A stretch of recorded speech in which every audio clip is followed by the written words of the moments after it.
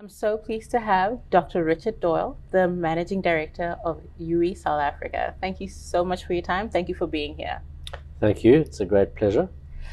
Your organization is delivering landmark solar projects in South Africa, including the Sonvaga and the Party Valley PV2 facilities, plus the facility for Terraco data centers, totaling about 340 megawatts.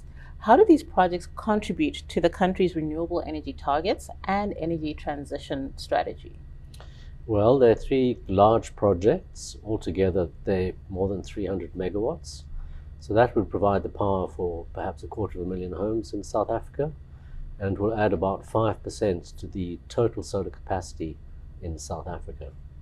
With major industrial clients like Glencore, Sasol, Air Liquide, how does JUWI tailor its solar solutions to meet the energy demands of large-scale industrial users while reducing costs and emissions?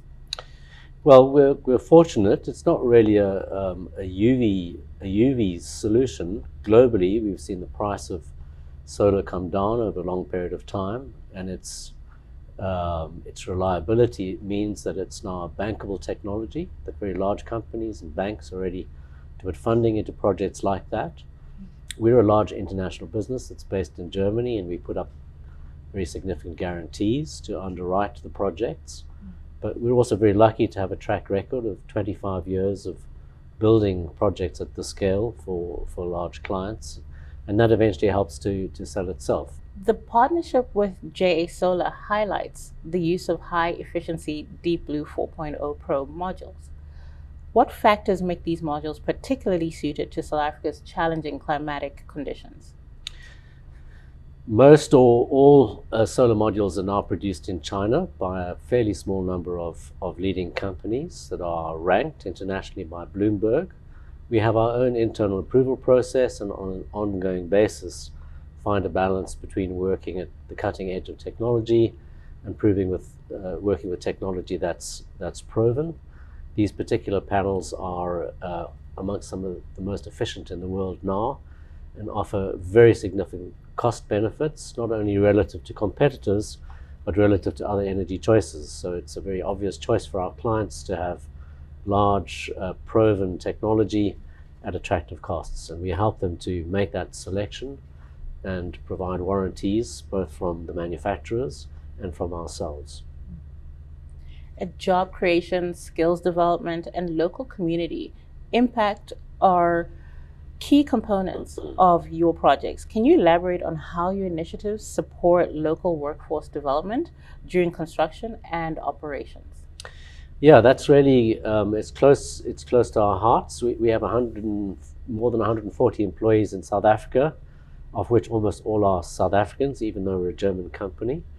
And over the 14 years we've been in operation, in part we've been required through government programs that we've on work in to set up enterprise development initiatives and pull through local communities.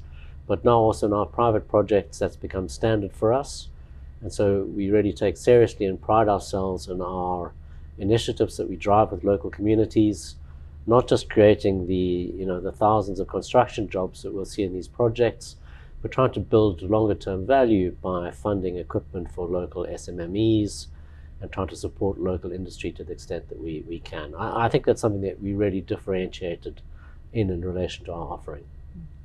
And beyond South Africa, you're implementing hybrid solar and storage solutions in Senegal, such as the Aramat Grande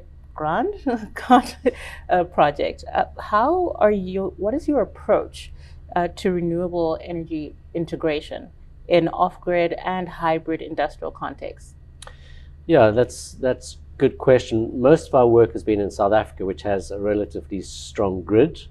Even though we've had our load shedding times, we have a robust and large grid here.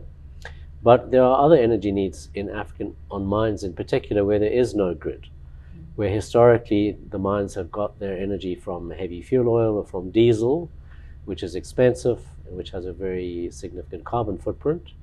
So we've been delighted and successful in being able to introduce as much renewables as we can to reduce their carbon footprints and take millions of dollars out of the annual operating costs, which is it's a very good all-round solution. It's involved hybridizing batteries with solar solutions, and that also has allowed us to become, I think, one of the leaders in the continent and position us in South Africa as we start to see batteries coming through and allowing an expanded penetration for solar PV technology. And just my last question, South Africa's Electricity Regulation Amendment Act and the rebid Window 7 are driving energy sector reforms and private investment. How do you see these regulatory changes shaping future renewable energy projects and opportunities for the private sector participation?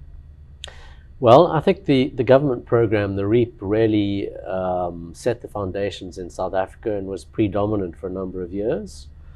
The relaxation of the licensing requirements through the Energy Regulation Act allowed the private sector to step into very large projects. And now that's really, I would say, the major focus, at least for us. And that's also been a sort of a precursor now to what we expect is a deeper liberalization of the market and the utility and the trading of energy as a commodity, which is very, very exciting. I think will continue to drive down prices and expand the opportunity for job creation and businesses like ours in South Africa. It's a good story. Fantastic. Thank you so much for your time. Thank you very much.